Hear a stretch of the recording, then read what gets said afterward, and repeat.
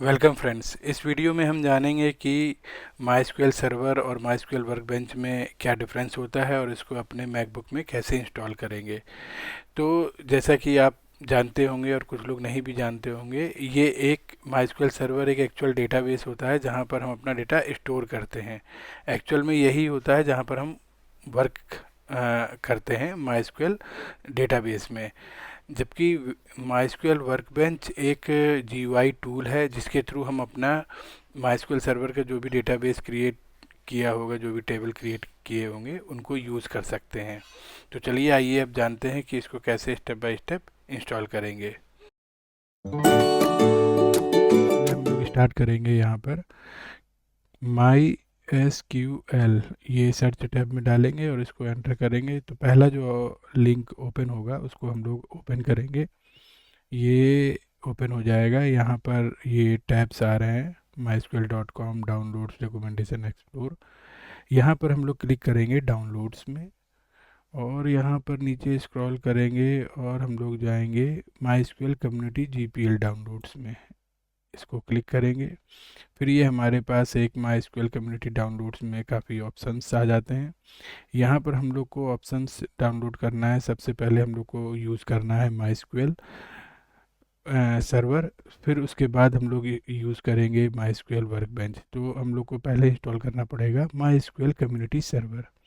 हमने इसको क्लिक किया, MySQL कम्युनिटी सर्वर। अब ये यहाँ पर MySQL community server 9.5 that is the latest version and इसने ऑलरेडी सेलेक्ट कर लिया हमारा macOS, क्योंकि ये macOS M4 चिप है, मैकबुक है और सिलेक्टेड OS वर्जन। तो ARM और ये इसी में नीचे आ रहा है। तो हम चाहें तो ये नीचे भी ARM 64 बिट DMG आर्काइव या 86 DMG आर्काइव कर सकते हैं। अगर आपका system M1, M2, M3, M4 chip का है तो आप ARM सेलेक्ट करेंगे, अदरवाइज़ आप अगर इंटेल का है तो X86 सेलेक्ट कर सकते हैं। यहाँ पर मैं ऊपर ही सिलेक्ट कर लेता हूँ macOS 15, ARM 15। कोई बात नहीं, मैं ये नहीं करता हूँ। macOS 16, ARM 16 यहाँ से हम लोग डाउनलोड करते हैं। तो मैं पहले इसको क्लिक कर लेता हूँ। यहाँ से ये साइन अप करने के लिए आ रहा है। आप चाहें तो इसमें ओरेकल में अपना लॉगिन क्रिएट कर सकते हैं, साइन अप कर सकते हैं, अकाउंट क्रिएट कर सकते हैं। अदरवाइज़ आप no thanks, just start my download पे क्लिक कर सकते हैं। यहाँ पर ये क्लिक हो रहा है और ये डाउनलोड होना स्टार्ट हो गया है। अब यहाँ पर ये डाउनलोड होता है, तब तक मैं आपको बता दूं कि ये दोनों ही अलग चीज़ है। पहले हम लोग MySQL सर्वर इंस्टॉल करेंगे जिससे हम लोग अपने डेटाबेस क्रिएट करते हैं, मैनेज करते हैं, और फिर इसके बाद हम लोग अपना MySQL वर्कबेंच यूज़ करेंगे, जो कि एक GUI प्रोवाइड करता है to connect your database and okay. तो तब तक इसको डाउनलोड होने देते हैं। हाँ, तो ये देखिए ये डाउनलोड हो गया। अब हम इसकी एक DMG फाइल डाउनलोड हो गई। हम चलते हैं, इसके करते हैं और इसको ओपन कर लेते हैं। ये इसका .pkg फाइल है, इसको हम लोग डबल क्लिक करेंगे और ये ऐसे इंस्टॉल हो जाएगा। This package will run a program to determine if the software can be install. ये डिटरमाइन करेगा कि हमारा सॉफ्टवेयर इसमें इंस्टॉल हो सकता है कि नहीं हो सकता है। तो ये स्टेप बाय स्टेप ऐसे करते हैं। हमें ये जो स्टेप्स आ रहे हैं ये फॉलो करने हैं, ठीक है। तो पहले ये इंट्रोडक्शन है, कंटिन्यू करेंगे इस पर। फिर ये लाइसेंस है, इसको भी कंटिन्यू करेंगे। हम लोग यहाँ पर एग्री कर लेंगे इसको। और फिर डेस्टिनेशन सेलेक्ट, तो ये बाय डिफ़ॉल्ट ही हम लोग जाएंगे, अलग से लोकेशन चेंज करने की ज़रूरत नहीं। Installation type, this will take 679 MB of space on your computer. So हम चेंज नहीं करेंगे लोकेशन, इसी में ही इंस्टॉल करेंगे। ये आपके मैकबुक का पासवर्ड मांगेगा तो यहाँ पर एंटर कर देंगे और ये वैलिडेट हो जाएगा। Start MySQL server once installed, तो ये हम क्लिक रहने देंगे इसमें। और कॉन्फ़िगरेशन के लिए अब ये कह रहा है please enter a password for root user. तो यहाँ पर आपको ध्यान रखना है कि a reasonable password consist of at least 8 character, there are a mix of letter number. तो हम एक पासवर्ड बना लेते हैं, फिर इसको फिनिश कर देते हैं। फिर यहाँ पर ये मांगेगा, ये हम लोग ने एंटर कर दिया, क्लिक कर देंगे। एक्चुअल में ये इनिशियलाइज कर रहा है डेटाबेस सेटअप को, और ये कंप्लीट हो गया। अब हम लोग इसको क्लोज कर लेंगे और इसको हम लोग मूव टू बिन कर देंगे, क्योंकि अब इस इंस्टॉलेशन फाइल की हमें ज़रूरत नहीं है। ठीक है, अब आप क्या करेंगे, इसको चेक करने के लिए आप यहाँ पर जाएंगे और सिस्टम सेटिंग्स ओपन करेंगे। सिस्टम सेटिंग में आप देख सकते हैं कि नीचे आपका एक माइस्क्वेल आ गया है। आप यहाँ पर इस मेनू पे क्लिक करेंगे तो आपका ये देखिए एक्टिव इंस्टेंस 9.5 वर्जन ARM64 ये यहाँ पर आ गया है। आप इस माइस्क्वेल सर्वर को यहाँ से स्टॉप भी कर सकते हैं। और start when your computer start, आप इसको स्टार्टअप पे रखना चाहते हैं तो आप यहाँ पर टिक करेंगे, अदरवाइज इसको टिक से हटा सकते हैं। इनिशियलाइज कोई डेटाबेस करना हो, अदरवाइज इंस्टॉल भी आप यहाँ पर कर सकते हैं। ठीक है, ये आपका क्लिक, एक कॉन्फ़िगरेशन भी आता है, यहाँ से आप कॉन्फ़िगरेशन में देख लीजिए। एक्चुअली यहाँ पर क्या है, these option effect how my SQL server is start by launched, कैसे स्टार्ट हो रहा है। तो बेस डायरेक्टरी आपकी है USR local, my SQL, data directory, ये सब अलग अलग आपको पाथ यहाँ पर मेंशन किए गए हैं। ये आप पाथ यहाँ पर चेक कर सकते हो। अब आपका ये यहाँ पर हो गया है, तो अब हम लोग चेक कर लेते हैं, इसको डाउन कर लेते हैं। अब हम लोग चेक कर लेते हैं कि हमारा ये स्टार्ट हुआ है कि नहीं। इसके लिए हम लोग जाएंगे टर्मिनल पर। टर्मिनल पर यहाँ हम लोग सबसे पहले चेक करेंगे my SQL hyphen u user root hyphen p. अब अगर इसको हम लोग एंटर करेंगे तो ये आ गया ZSH command not found my. Actually हमको इसके पाथ में, जैसे हम लोग को पाथ मेंशन करना पड़ता है विंडोज़ में, ऐसे ही मैक में भी हम लोगों को इसका पाथ, इसकी जो बाइनरी का पाथ होता है वो उसको मैप करना पड़ता है। तो उसके लिए हम लोग क्या करेंगे, उसके लिए कह रहा है ZSH, एक ZSH RC फाइल होती है, अगर उसमें पाथ मेंशन नहीं होगा तो ये एरर देगा और हम लोग को उसको चेक करना है। तो कैसे हम लोग चेक कर सकते हैं, उसके लिए हम लोग क्या करेंगे कि यहाँ पर कमांड कराएंगे ls-al। तो ये सारी लिस्ट इस करंट डायरेक्टरी में हमको दे देगा। यहाँ पर हम चेक कर लेते हैं कि हमारे पास फाइल बनी हुई है कि नहीं। तो अगर हम यहाँ पर देखें तो हमारे पास पिक्चर ये कोई भी ZSH हिस्ट्री है, ZSH RC नाम की कोई फाइल नहीं है। तो हम क्या कर सकते हैं, यहाँ पर अपना ZSH RC का फाइल क्रिएट कर सकते हैं। क्रिएट करने के लिए हम लोग क्या कमांड करेंगे, इसको क्लियर कर लेता हूँ। इसके लिए TOUCH कमांड यूज करेंगे और डॉट ZSH RC फाइल हम लोग यहाँ पर क्रिएट करेंगे।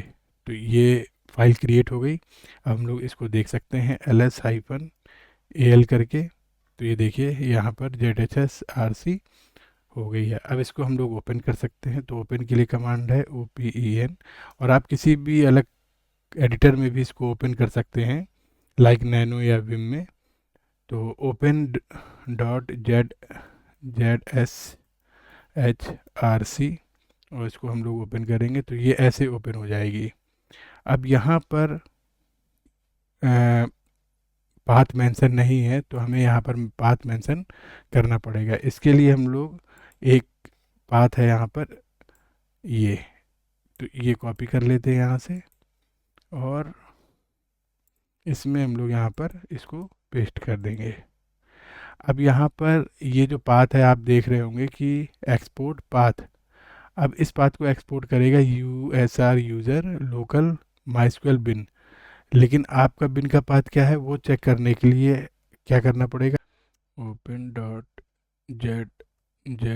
ZSHRC फाइल, इसको ओपन कर लिया। ओपन करने के बाद ये हमने पाथ मेंशन किया था, इसके लिए हम लोग यूज कर लेंगे स्पॉटलाइट, और यहाँ पर यूज करेंगे /USR, और ये हमारा यूज़र फोल्डर ओपन कर लेंगे।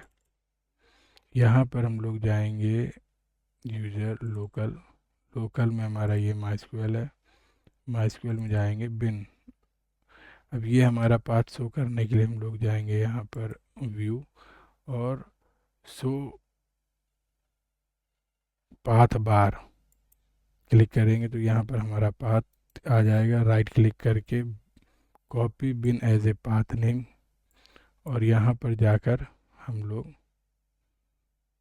यूज़र के आगे से इसको पेस्ट कर देंगे। तो ये हमारा हो गया बिन का पाथ। अब हम इसको सेव कर देंगे। अब हम लोग टाइप करेंगे MySQL -u root -p, enter. It is asking password, तो जो भी पासवर्ड हम लोगों ने सेट किया था वो हम यहाँ पर टाइप कर रहे हैं और एंटर एंटर करते हैं। ये हमारा MySQL का कमांड प्रॉम्प्ट स्टार्ट हो गया। अब हम चाहें तो इसमें अपनी क्वेरीज या MySQL की क्वेरी हम यहाँ पर टाइप कर सकते हैं, चेक कर सकते हैं। So databases, so data basis semicolon, ये हमारे सो डेटाबेस। हम चाहें तो यहाँ पर क्रिएट भी कर सकते हैं, क्रिएट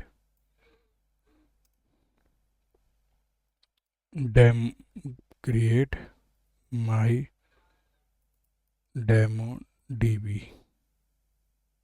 सेमीकोलन, क्रिएट डेटाबेस माई डेमो डीबी, क्वेरी एग्जीक्यूट। फिर से हम लोग चेक कर सकते हैं यहाँ पर सो डेटाबेसेस सेमीकोलन। तो ये हमारा माई डेमो डीबी भी क्रिएट हो गया। अब हम लोग को नेक्स्ट स्टेप में यूज़ करना है कि हम लोगों को MySQL वर्कबेंच यूज़ करना है। तो उसके लिए हम लोग MySQL टाइप करेंगे, पहली वेबसाइट पे क्लिक करेंगे और यहाँ से हम लोग वही अपने डाउनलोड्स में जाएंगे और डाउनलोड्स के बाद नीचे स्क्रॉल करके हम लोग आएंगे कम्युनिटी GPL में डाउनलोड। यहाँ पर हम लोग के पास ऑप्शन है वर्कबेंच, वर्कबेंच पे क्लिक करेंगे। ऑल वर्जन है, हम लोग को ARM यूज़ करना है, हम इसको डाउनलोड करेंगे। No thanks, just start download पे क्लिक करेंगे। तो यहाँ पर ये हमारा स्टार्ट हो गया है डाउनलोड होना। अभी डाउनलोड हो जाता है तो फिर मैं नेक्स्ट स्टेप बताता हूँ। ठीक है, ये देखिए हमारा डाउनलोड हो गया। इसको हम लोग ओपन कर लेते हैं। ये जैसे ही ओपन किया तो यहाँ पर आप देख सकते हैं कि हम अपनी मैकबुक में इसको अगर यूज़ करना हो तो कैसे कर सकते हैं कि MySQL वर्कबेंच ऐप को अपने एप्लीकेशन फोल्डर में हमें मूव करना होता है। तो हम इसको ऐसे करके मूव कर सकते हैं। तो ये हमारे पास मूव हो रहा है और ये यहाँ पर मूव हो गया। ये देखिए यहाँ पर आ गया। अब हम लोग इसको डबल क्लिक करेंगे, ये हमारा ओपन के लिए पूछ रहा है, इसको ओपन कर लिया। ये हमारा MySQL वर्कबेंच ओपन हो गया। यहाँ पर बाय डिफ़ॉल्ट जो इसका पोर्ट होता है वो होता है 3306 रूट और लोकल होस्ट।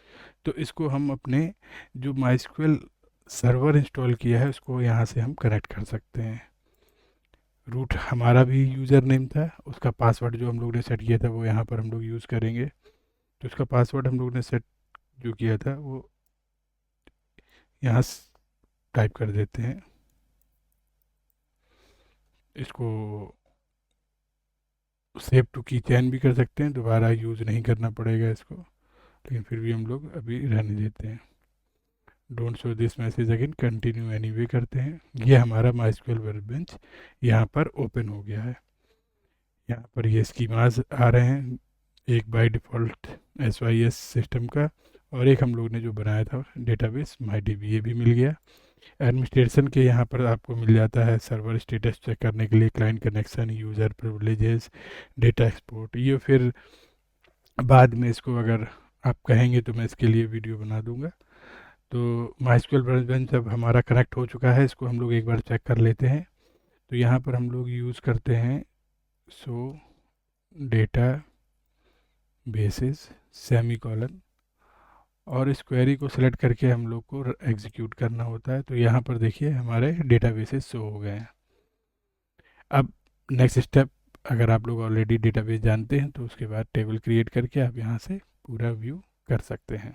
तो ये था हमारा ट्यूटोरियल।